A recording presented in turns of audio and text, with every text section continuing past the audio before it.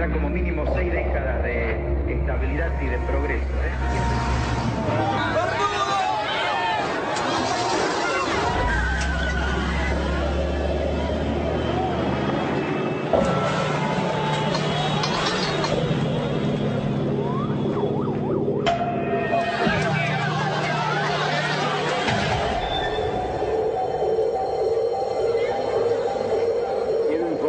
Que ante eso he decretado el estado de sitio en todo el territorio nacional. He informado al honorable Congreso. Nuestro país vive horas difíciles que muestran la culminación de un largo proceso de deterioro.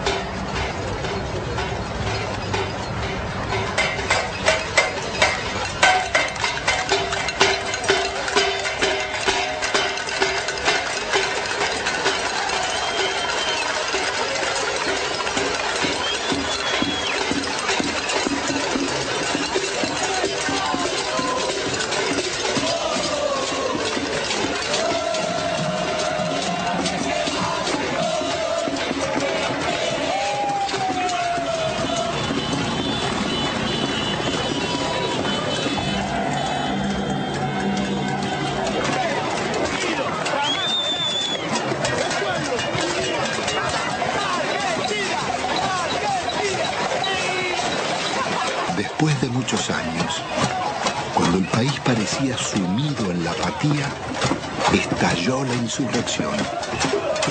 Era la patriada espontánea de los nadies, que haciendo sonar sus cacerolas, se derramaba por los barrios y ocupaba la ciudad de las instituciones y los bancos.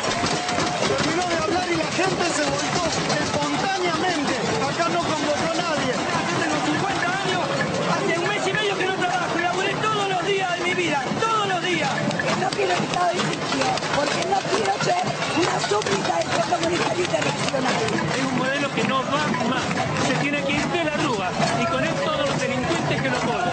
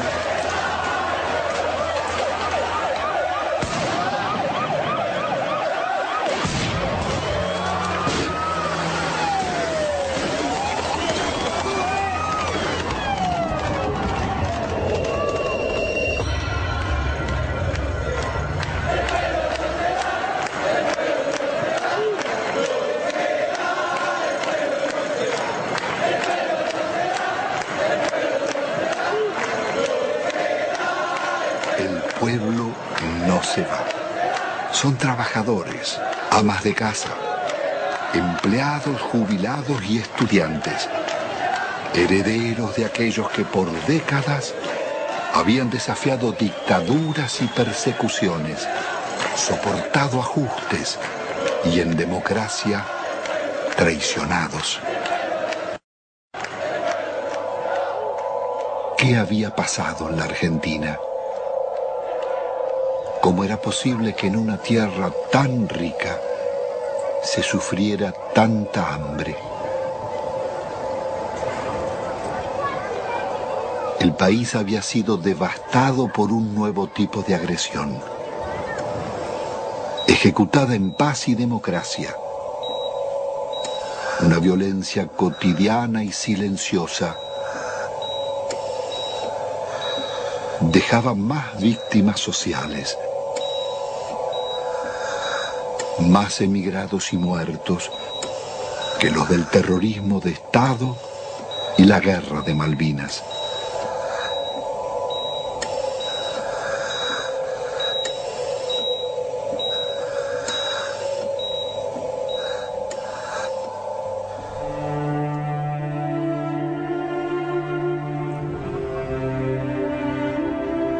En casi 2 siglos de vida independiente, la deuda externa argentina ha sido una de las causas del empobrecimiento y la corrupción y uno de sus escandalosos conflictos. Desde el primer empréstito firmado por Rivadavia en 1824 con la banca inglesa Baring Brothers, la deuda serviría para fortalecer a sus socios argentinos, controlar finanzas y transferir recursos a las metrópolis. Desde entonces, la deuda externa estuvo ligada a los negocios y complicidades de casi todos los gobiernos, desde Mitre y Quintana a Menem y de la Rúa.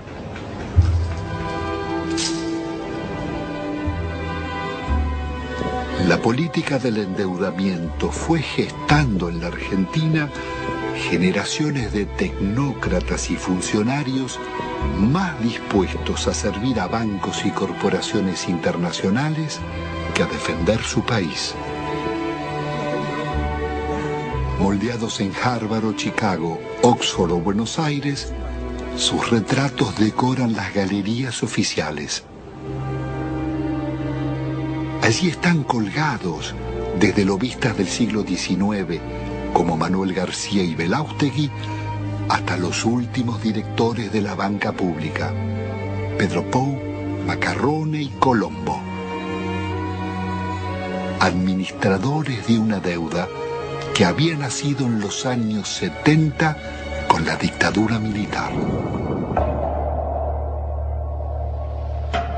Hemos dado vuelta una hoja del intervencionismo estatizante y agobiante de la actividad. La deuda contemporánea se inicia en forma ilegítima con la dictadura militar.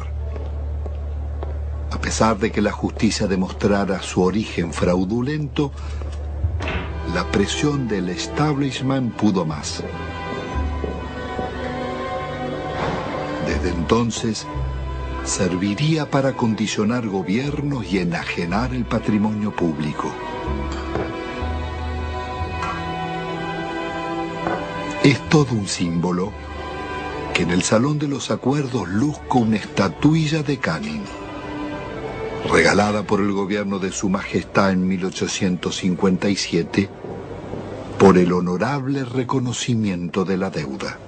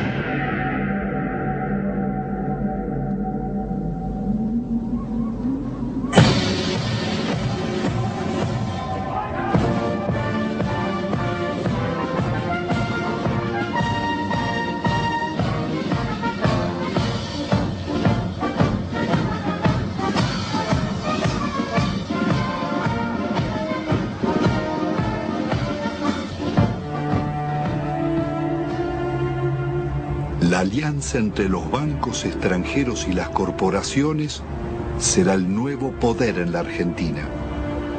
Después de 7 años de plan neoliberal, el gobierno de la dictadura deja un país hipotecado con una deuda externa de 45.000 millones de dólares. La mitad es deuda privada. Son 23.000 millones que dicen deber bancos extranjeros radicados en el país, como el Citibank, el First Boston, el Chase Manhattan, Bank of America, el Banco de Italia, Londres, Español, el francés y el Deutsche, y también el Banco Río, el Quilmes, Galicia y otros. Multinacionales como ESO, Fiat, IBM, Ford, Mercedes-Benz, Swift, Pirelli, los grupos empresarios locales de Pérez Compán, Bulguerón y Bridas, Macri, Techin, Fortabat, Pescarmona, Gruneisin, Soldati, Cogasco, Celulosa y otras. Una descomunal deuda privada que un alto funcionario de la dictadura le pasaba al Estado, Domingo Cavallo. Doctor Domingo Felipe Cavallo, convertido en superministro de Economía de los gobiernos de Menem y de la Rúa, sería responsable del permanente crecimiento de la deuda y de los mayores despojos que sufriera el pueblo argentino.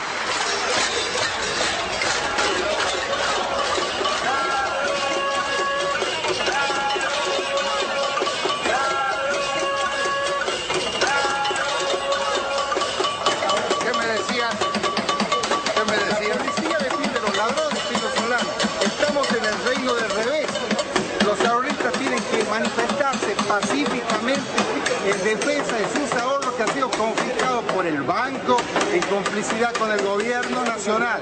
El Estado debe salvaguardar los derechos de los ciudadanos, no debe robarlos.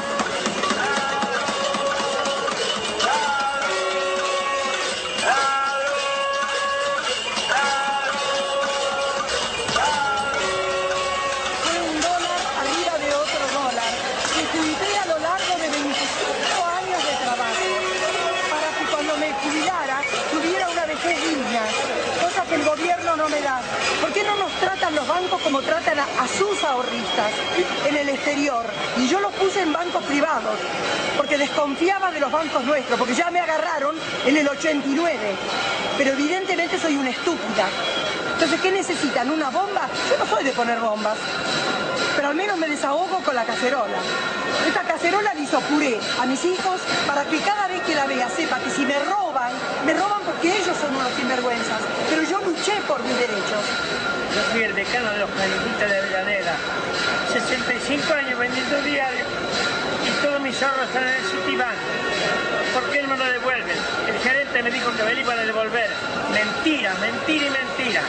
Y todos mis ahorros del sacrificio de mi vida los tengo ahí. Hay una deuda externa en la que los bancos le deben a la Argentina. Es una deuda inversa, en cierto modo, porque las casas matrices tienen que hacerse cargo de los depósitos bancarios.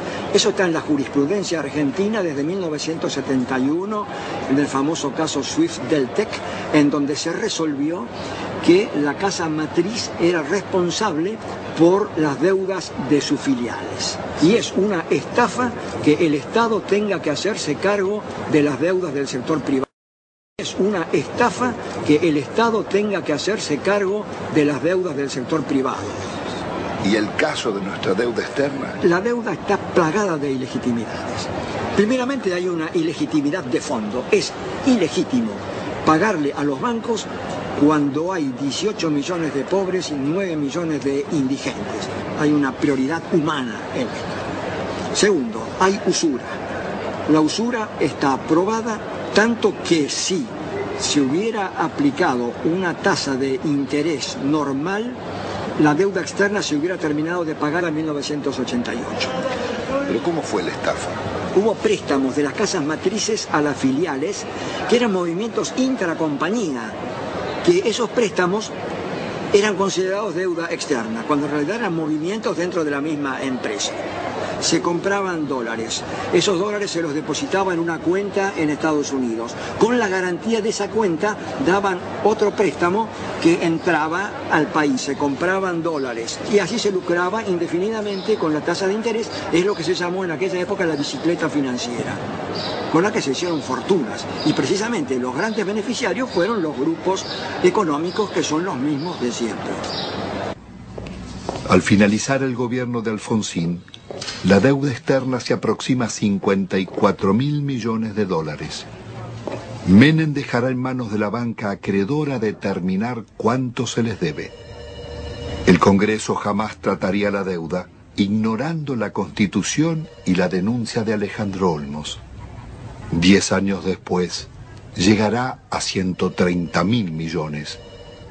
No confundamos a la gente con un mal concepto de la palabra deuda, porque todos queremos endeudarnos, pero después decimos que está mal que el país se endeude. Cuando crece el crédito porque hay alguna deuda, es bueno, la deuda es buena. Todos queremos darle crédito, todos hablamos que hay que darle crédito a la población, que está surgiendo el crédito hipotecario. Es bueno endeudarse, no es malo endeudarse. Se vuelve absolutamente pertinente una cosa que los norteamericanos inventaron hacia 1898 con la ocupación de Cuba. En ese momento había bancos españoles que le habían prestado a la autoridad colonial cubana. Los norteamericanos dijeron, si el pueblo de Cuba no ha sido beneficiado por estos préstamos, no hay deuda. En 1923, cuando un banco británico, entonces el Royal Bank of Canada, le prestó a un tiranuelo de Costa Rica que se llamaba Tinoco unas uvas que estos utilizaron para sí mismos. El Royal Bank of Canada pretendió que Costa Rica le pagara y se produjo un pleito y el árbitro resultó ser un expresidente de los Estados Unidos, el presidente William Taft.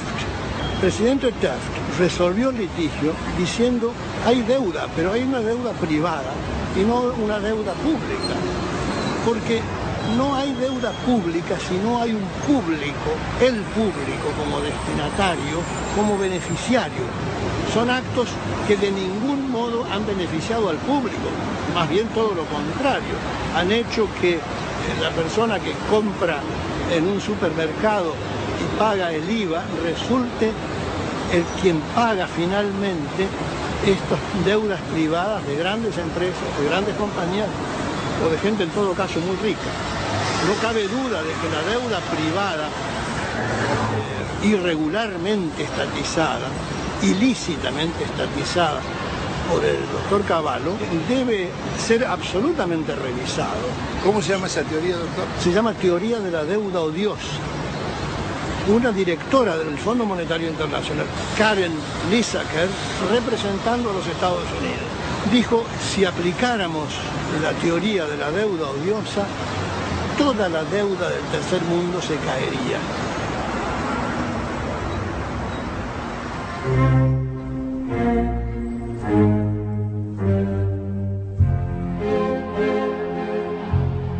La democracia retorna de la mano del radical Raúl Alfonsín con un discurso socialdemócrata.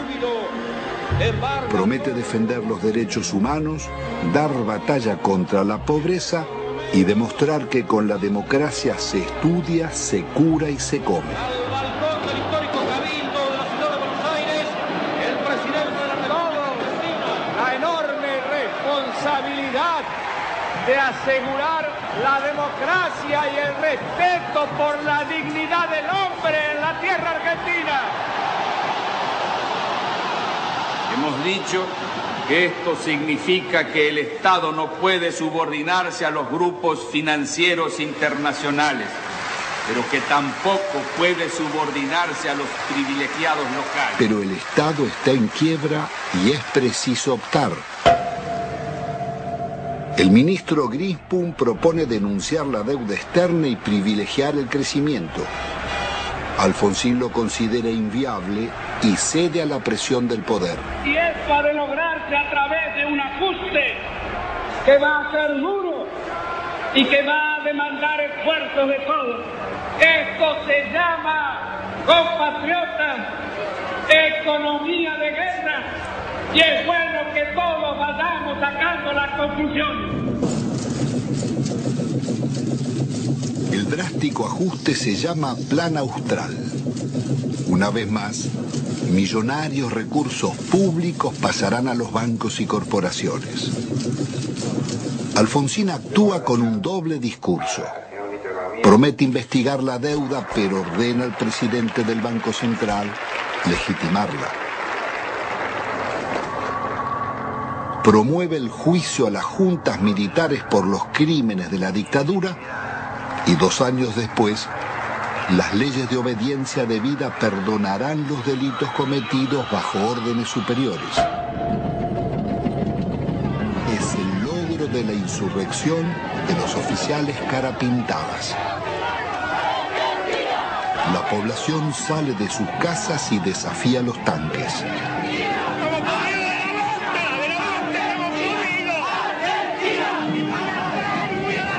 Alfonsín absolverá a los golpistas. Compatriotas, felices Pascuas. Los hombres amotinados han depuesto su actitud. Algunos de ellos, héroes de la guerra de las Malvinas, que tomaron esta posición equivocada. La derrota electoral del radicalismo acelera la crisis. Un golpe del mercado desata la hiperinflación y se producen saqueos en los supermercados. He resuelto resignar el cargo de presidente de la Nación Argentina con el que el pueblo me honrara desde el 10 de Alfonsín debe renunciar 6 meses antes de finalizar su mandato.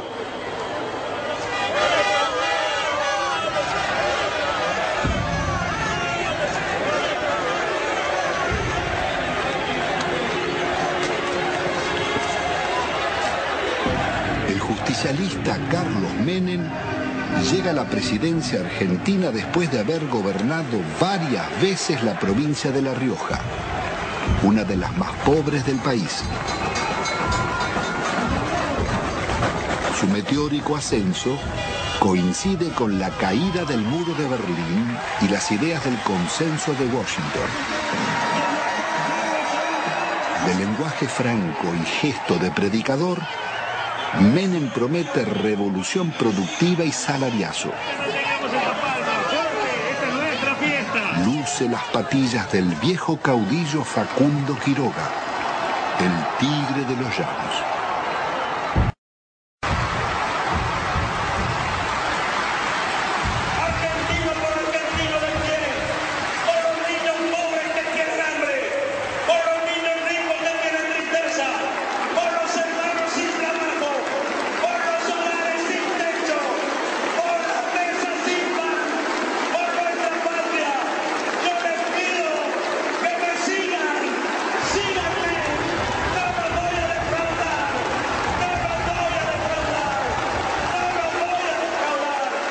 La mirada de Dios y ante el testimonio de la historia, yo quiero proclamar: Argentina, levántate y anda. Hermanas y hermanos, con una sola voz para decirle al mundo: se levanta a la faz de la tierra una nueva y gloriosa nación. Son los tiempos del supuesto fin de la historia. El discurso único de la globalización y las democracias neoliberales en América Latina.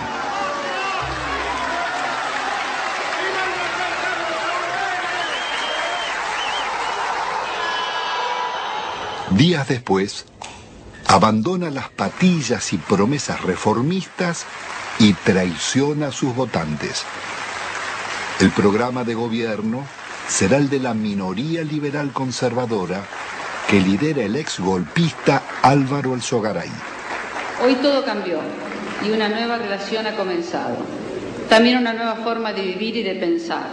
Aunque todos parezcamos los mismos, un cambio decisivo y fundamental se ha instalado entre nosotros. Y es un hecho de justicia histórica que este cambio lo realice un presidente justicialista, cerrando así el ciclo que comenzó hace 40 años. Jamás nadie como Menem había osado llevar la traición como bandera, ni ejecutar con tanto cinismo acciones contra la nación. El travestismo del nuevo jefe va a pulverizar medio siglo de resistencias populares. Impone la ideología de la derrota frente al modelo global. Indulta a los jefes de la dictadura y traiciona a millones de trabajadores que soportaron la represión. Abandona el antiimperialismo popular y la política de no alineamiento de Perón y Evita para establecer relaciones carnales con Estados Unidos. Su programa será el del Banco Mundial y el Fondo Monetario.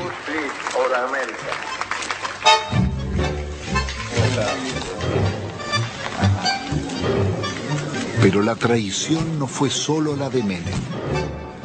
Buena parte de la dirigencia político-sindical tiró por la borda una vida de resistencias. Muchos se sentaron en la mesa del arreglo y optaron por indemnizaciones.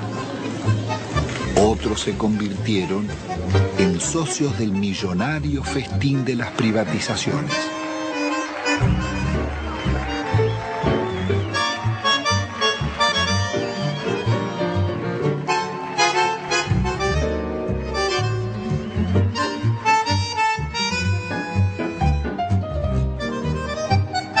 Senador Cafiero, usted que es un dirigente histórico del justicialismo, ¿cómo explica la traición de Menem? Bueno, eso sucede y no sucede raramente, sucede con bastante frecuencia en la vida política de todas las naciones. Hay un librito chiquito francés que se llama El elogio de la traición, donde se demuestra o se dice que es absolutamente intrínseco a la política la traición. Es decir, usted para llegar tiene que mentir, porque si usted dice lo que realmente piensa, la gente no lo va a votar. Y creo que eso se aplicó en la Argentina, se aplicó siempre, pero con mucha mayor intensidad, admitámoslo, durante los gobiernos de Menem. Él mismo ha dicho que si hubiera dicho lo que él pensaba hacer, no lo hubieran votado. Entonces, dividió, a mi juicio, en una actitud que no guarda mucha correspondencia con la ética política, pero esta es la realidad que vivimos. Después cambiaron ciertos parámetros internacionales, y bueno, y el modelo se fue agotando. ¿Cómo interpreta usted la existencia de una real mafiocracia? Poder económico, los bancos y la clase política. En eso, Pino, no quiero abrir un juicio, diría yo, absoluto. Mi larga vida humana y política me dice que a veces hay que relativizar un poco las cosas. No todo es blanco y negro. No todo es corrupto y puro. Hasta la misma sociedad argentina en su conjunto no puede atribuirse la pureza y asignarle la corrupción a sus clases dirigentes. En definitiva, las clases dirigentes emanan de la propia sociedad. En la Argentina no solo hemos fallado los políticos, y yo asumo la parte de culpa que me corresponde. Yo podría decir que han fallado muchos estamentos dirigentes de la sociedad argentina, y que si hay que hacer un juicio general, estamos todos en el infierno del Dante. Bueno, es indudable que la traición es muy efectiva. La traición es de una potencia política fenomenal, justamente porque es traición, porque te cala en lo más hondo, porque viene por la espalda, porque no estás preparado, porque se da de quien menos la esperás, si no, no sería traición. En ese sentido, el PJ es el alumno más desarrollado, más excelso de esa visión que expone Cafiero. Yo no tengo duda que si a esta sociedad le ofreces a votar San Martín o el Hombre Araña, elige a San Martín. Ahora, si le das a elegir entre el Hombre Araña y el Caballero Rojo, después la solución no se la podemos adjudicar a la sociedad. Entonces, Sociedad con escaso protagonismo. Partido que defeccione de sus ideas históricas y se pone al servicio del enemigo. Movimiento obrero reducido, achicado por la desindustrialización y copado por los traidores. La justicia disciplinada a esas transformaciones que se iban a realizar. La oposición con escaso margen de maniobra. El resultado concreto.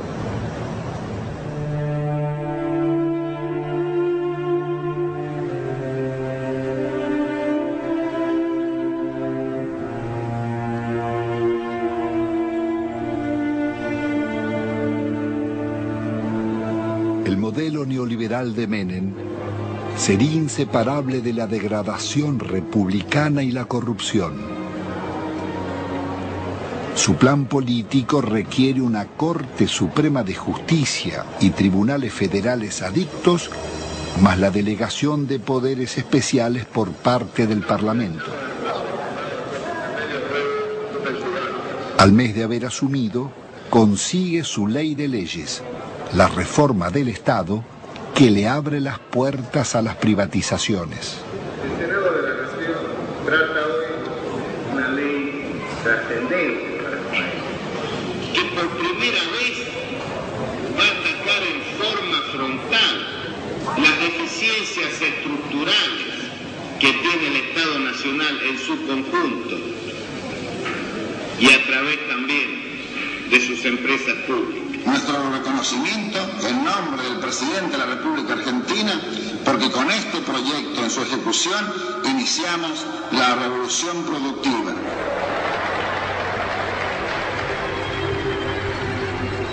Fue un verdadero ataque a la democracia la forma en que este Parlamento trató las leyes en la era menemista. Le otorgó al Poder Ejecutivo facultades extraordinarias, poderes omnímodos, la suma del poder público. Y las delegaciones le posibilitaban al Poder Ejecutivo privatizar todas las empresas del Estado, sin inventario, sin balance, sin certificar si realmente la explotación de las empresas arrojaban ganancias o arrojaban pérdidas. Significó ni más ni menos que la votación, un verdadero apoyo al saqueo de los bienes del Estado. ¿Y quiénes la votaron? La votaron los justicialistas, la honorable complacencia radical, lo tengo muy presente, al Chacho Jarolaski ordenando a muchos de sus legisladores que se retiraran del recinto para que el justicialismo pudiera aprobar esta. Pocas veces se van a dar tantos factores para que una minoría tome el poder sin tirar una bomba, como lo hicieron, sin disparar un solo tiro. Esto surge claramente en la participación de Álvaro Sogaray en el tema de la ley de reforma del Estado, el instrumento que le está dando el poder a Menem, un poder absoluto, dictatorial, un poder que no tenía Videla, que no tuvo Videla. Se lo estaba diciendo a todos al Sogaray. Le decía a los propios justicialistas que estaban participando de un capítulo extraordinario. Por primera vez iban a tener el poder, no importa si los votos eran del pueblo o votos peronistas. Ese poder lo iban a tener los mismos que proscribieron, los mismos que fusilaron, los que masacraron. Eso es lo que estaba diciendo Álvaro Sogaray. ¿Hasta dónde? Es un límite. ¿Qué cosas eran capaces de hacer? Bueno, esto y más. Es más, siguieron haciéndolo. Porque acá hubo denuncias sobre la privatización de YPF. Hubo denuncias. El diputado Luis Ari dijo que en el Senado habían pagado una coima de $8 millones. Después se corrigió, en la misma sesión. De los 130 diputados presentes, 114 votaron por la afirmativa. 10 por la negativa, una abstención. No podemos más que felicitarnos de estos diputados que han dado el quórum, que han hecho funcionar la Cámara, pero creo que hoy es un día de júbilo, hoy es un día de festejo para la Argentina, que desde hoy el petróleo pasa a ser de las provincias, YPF pasa a ser una empresa que cotiza en bolsa, que va a tener inversión privada, y el dinero que de esto surja es de los jubilados. Miles de millones de dólares pasan del patrimonio del Estado a los jubilados. Las bellas palabras escondían algunos de los actos más infames que el Parlamento haya cometido. Con sobornos y falsos diputados fueron votadas las privatizaciones de YPF y Gas del Estado, las dos mayores compañías argentinas. no solo el país perdía las empresas que más habían invertido en su industria, sino que los jubilados y trabajadores serían estafados. La oposición no bastó para impedirla. Diputados disidentes del justicialismo formarían el Grupo de los Ocho. Reformar el Estado no es privatizar. En un país en emergencia no se puede empezar despidiendo trabajadores. Otras voces opositoras al despojo de la petrolera fueron amenazadas o agredidas. En mayo del 91, por ratificar ante la justicia las denuncias contra Menem y el remate de YPF, fui víctima de un atentado con 6 tiros en las piernas. La corrupción de Menem es una locura, la privatización de YPF. Es un robo fenomenal lo que está. ¿Cómo no va a haber corrupción si surge de los hechos? Surge de las privatizaciones. ¿Cuáles son los estados patrimoniales de los hombres que votaron esto? Me refiero a los que conducían. Hay que verlos. Uno no ha visto acá pagar, abrir portafolios y pagar dólares. Uno no lo ha visto. Sin embargo, no está desmentido. De modo que cuando existen consultoras, cuando hay tanto dinero para ganar más dinero, cuando hay negocios mientras la sociedad está distraída, mientras existían los hombres que pregonaban las conveniencias de que las empresas del Estado pasaran o nos olvidamos de Neusta. Y tenían alto rating. No solamente los políticos, En este cambio tenemos que incluirnos también los periodistas, los medios de comunicación. ¿Hasta cuándo vamos a aguantar tantas estupideces? Instrumentos extraordinarios como la televisión y la radio en manos de idiotas para generar pueblos idiotas. ¿Hasta cuándo? El Congreso de la década mafiosa, el que votó las leyes más vergonzosas y antinacionales, tuvo que sesionar rodeado de cordones policiales. Fueron tantos los atropellos contra el pueblo que todas las semanas se oyeron sus reclamos. Llegaban jubilados, maestros, empleados estatales, estudiantes, obreros y desocupados de todos los gremios.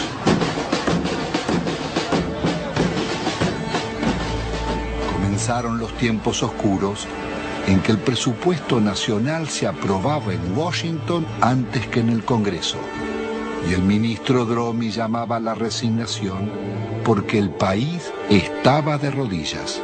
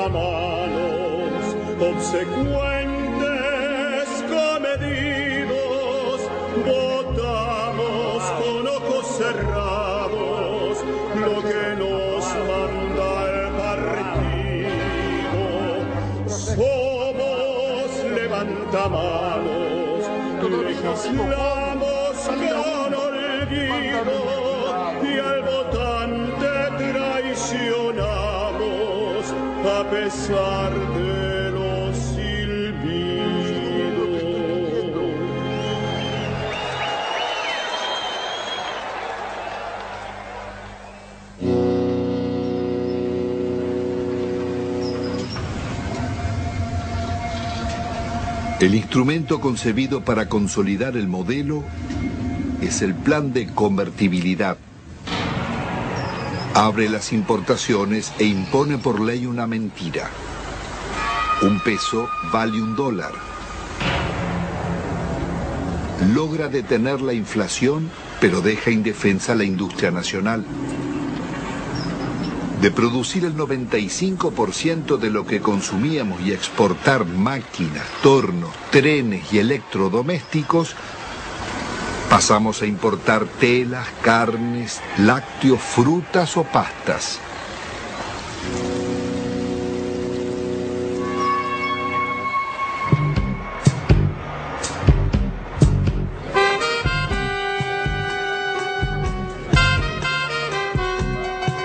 El país se dolariza. Todo podía pagarse en pesos o en dólares. Pero con inflación cero, las tarjetas de créditos y los bancos cobraban intereses usurarios del 50% anual, cuando en Estados Unidos y Europa eran del 7%. La fiesta del dólar a un peso impidió competir a comerciantes y empresarios llevándolos a la quiebra.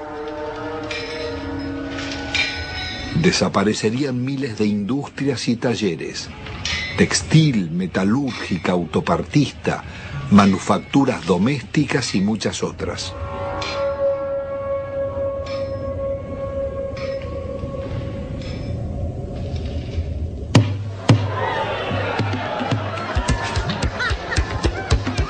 Fueron los años farandulescos de la exhibición de fortunas malavidas. Tenemos que tratar de no robar por lo menos 2 años. Es lícito el alcohol, es lícito apropiarse de lo ajeno. Si alguien tiene que meter la mano en la lata, la ponga despacito, un chiquitito, que no se vea. La vida se privatiza y se amuralla. Nace el país de los custodios y los countries, el de los ricos y famosos. ¿Usted es peronista? Sí, lo estoy diciendo. El pizza con champán.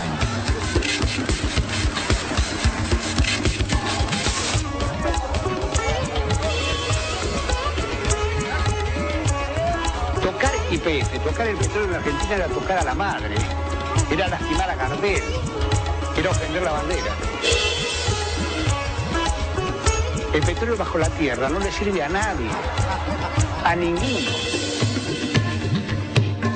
Esto pasa cuando no usas la camisa. Y yo creo que todos tenemos derecho a una cuota de frivolidad de cuando en cuando. De gran seductor que usted tiene, si le molesta un poco. No, todo lo contrario, me ayuda.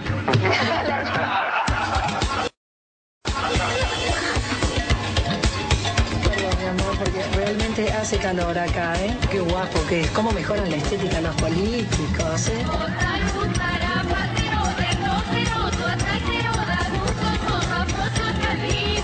Estoy apasionado por este modelo económico, que es mentira,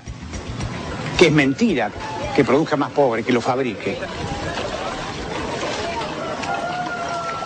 Hace muchos años que vivimos acá y siempre esperamos promesas de los políticos, que más o menos los que todos conocemos acá, los encargados de la zona, nunca, pero nunca hicieron nada por nosotros. Acá nosotros, los vecinos que han tomado la iniciativa de cortar la ruta, por lo menos los encargados tomen conciencia de la realidad que nosotros vivimos.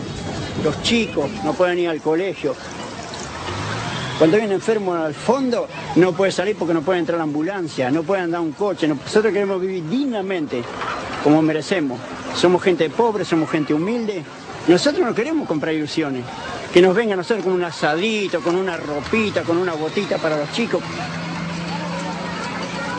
Y nosotros queríamos que ese rollo se entube. Había todo el dinero, todo lo necesario, pero el dinero que hicieron se lo llevaron ellos. Nos robaron. Si ponemos a hablar de robar, ellos fueron los artífices, digamos, los que enseñaron al pueblo a robar.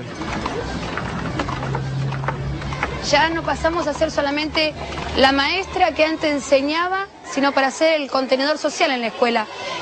La mamá que te viene a pedir si tenés un par de zapatillas que te sobre de tus nenes, de enfrentar a la misma comunidad cuando tenemos el problema de la inundación. Somos centro de evacuación, pero albergamos a nuestros propios alumnos porque la tormenta le voló las chapas, porque no tienen dónde dormir.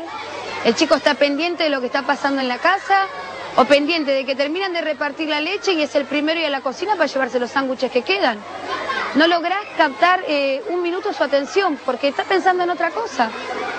Y a veces se te desmayan.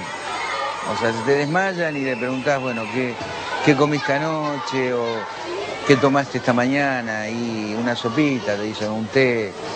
Y se te desmayan, es muy frecuente. Nosotros ya estamos acostumbrados, pero te da bronca, te da bronca. El plan de convertibilidad integraba un proyecto de dominación funcional al pago de una deuda externa que era incobrable. En 1992, el ministro Cavallo negocia con el secretario del Tesoro americano Nicolás Brady canjear la deuda por el patrimonio público que se ofrecía a precio de remate. Las empresas estatales podían comprarse con bonos del Estado que cotizaban al 15% de su valor nominal, pero se los reconocían al 100%. El acuerdo le haría perder al país más de 30.000 millones de dólares.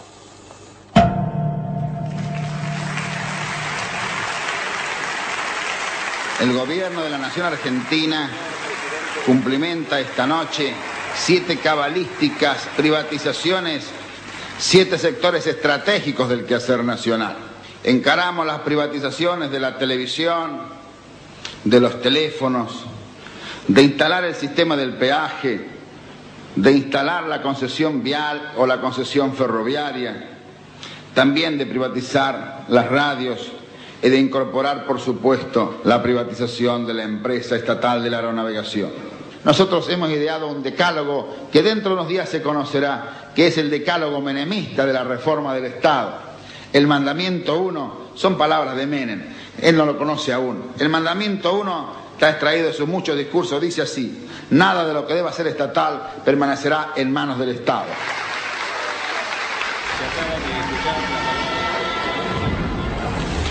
Nada quedó en pie. No importaba qué eran ni cuánto valían, ni cómo o por qué debían venderse.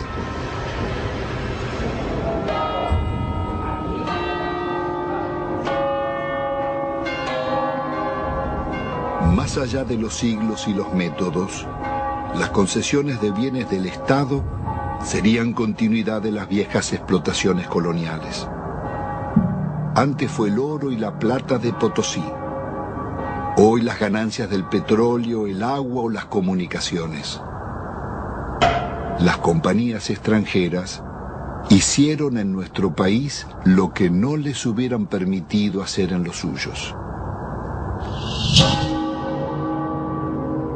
En términos de incumplimiento de las obras de inversión, se les perdonaba. Si no lo hacían o si no se aumentaban las tarifas, como se hizo en la Panamericana, para que el usuario le financie la inversión. No se les exigió capital propio. A mayor riesgo, mayor ganancia. En la Argentina, a nulo riesgo empresario, ganancias descomunales. Duplicó o triplicó en dólares la tarifa. Apenas 26, o sea el 13% de ese total, se llevaron casi el 60% de estas utilidades. Telecom en la Argentina, una utilidad media, en todo el periodo del 15%, Telefónica del 16%, las 10 operadoras internacionales más importantes del mundo, entre las cuales están Telefónica y Telecom, rentabilidad promedio 54. Estas mismas empresas, que acá son tan rentables, son públicas en sus países de origen. Las empresas argentinas se vendieron sin deudas. El Estado se hizo cargo de 150.000 despidos exigidos por los concesionarios. Las principales inversiones vinieron de España y Francia. Entel se vendió por la quinta parte de su valor a Telefónica y Telecom. La endeudaron por 6.000 millones de dólares. Aerolíneas Argentinas daba beneficios y tenía 37 aviones. Fueron hipotecados por Iberia para comprarla. Aerolíneas terminó vaciada. La empresa de agua fue tomada por un consorcio europeo liderado por las compañías Suez y Vivendi. La endeudaron en 8 veces su capital. Obtuvieron rentas excepcionales y no realizaron las obras convenidas. 800.000 personas quedaron sin agua potable y 1 millón sin cloacas.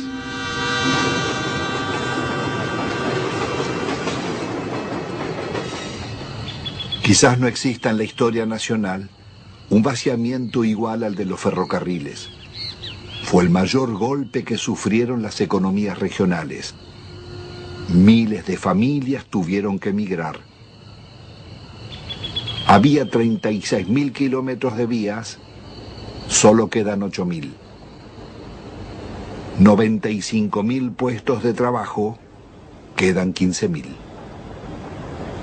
Después de una década, el Estado paga más subsidios que antes y debe al Banco Mundial $700 millones prestados para pagar despidos, más otros 700 millones de intereses por haber suprimido 80.000 puestos de trabajo.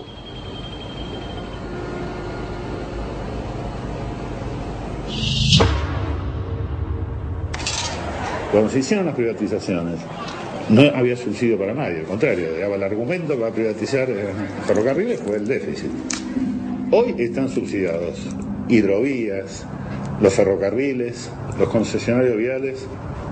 La magnitud del subsidio recibido por las rutas nacionales fueron 1.100 millones de dólares. Y dejaron de pagar 980 millones de dólares de canon. O sea, se robaron 2.000 millones de dólares. Deben pagar un canon por el uso económico de un bien público nuestro como sociedad. Ninguno pagó el canon. ¿Quién lo pagó? Ninguno, ni los concesionarios viales, ni el Correo, ni Unequian. Sistemáticamente la seguridad jurídica en Argentina fue unilateral, es para las empresas. Pues, siempre que renegociaron en contra de los usuarios y consumidores. ¿Cuál es la razón para que siga funcionando semejante impunidad? La política. Y los negocios políticos y los acuerdos políticos.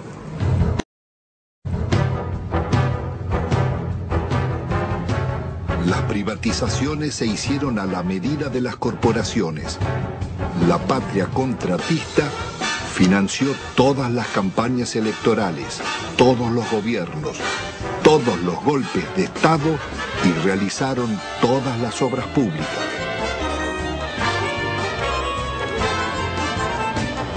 Ningún otro sector gozó de tantos privilegios, mercados cautivos, subsidios millonarios, ventajas impositivas, sobreprecios, condonación de multas e incumplimientos, prórroga de concesiones y especificación de deudas en dólares. Fueron expertos para no cumplir los contratos con el Estado, defraudarlo, litigar contra él. Estos son Sogma y Sideco de Macri, Bridas de Bulgeroni, Loma Negra de Fortabat, Pecom de Pérez Compán, Techín de Roca, Benito Rollo, Pescarmona y otras.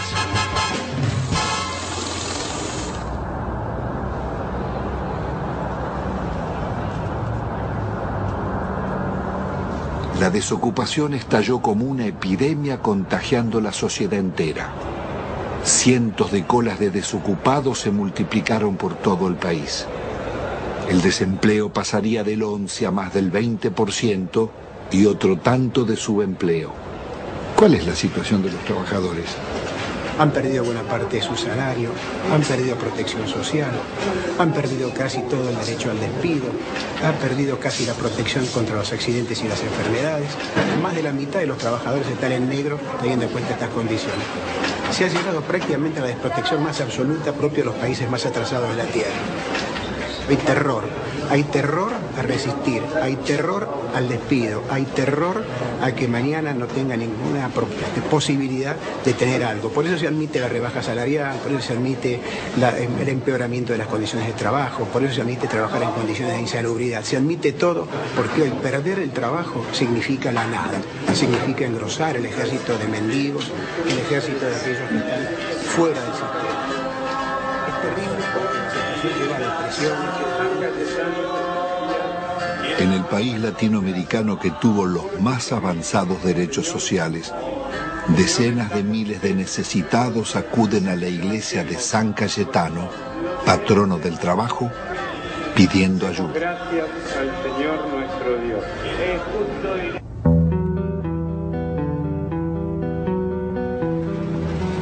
Argentina es un caso único en el mundo y en América Latina. No se conoce un país que haya entregado su gas y su petróleo sin haber perdido una guerra. Hay que pensar que fue una verdadera traición al país de una clase dirigente. México, Brasil, y Venezuela no privatizaron en absoluto su petróleo. Félix, ¿por qué fue una salvajada la venta de YPF? Fue una salvajada por el papel que tenía YPF dentro del país y en el concierto de las petroleras del mundo. Uno tiene que recordar que cuando Mosconi constituyó la primera empresa estatal del mundo, YPF, se tomó el concepto de que el petróleo es un bien estratégico y la venta de los combustibles un servicio público de interés nacional. Cuando subía el precio internacional, YPF mantenía bajos precios en función de sus costos y no del precio internacional. Yacimientos Petrolíferos Fiscales fue creada en 1923 bajo la dirección del general Mosconi. En 1907 se había descubierto crudo en la Patagonia. A pesar de sus detractores, la industria petrolera pudo desarrollarse sin depender del capital externo, siendo un modelo para América Latina. Fue tan exitosa su expansión que recaudaba tanto como la provincia de Buenos Aires y detectó reservas por $200.000 millones.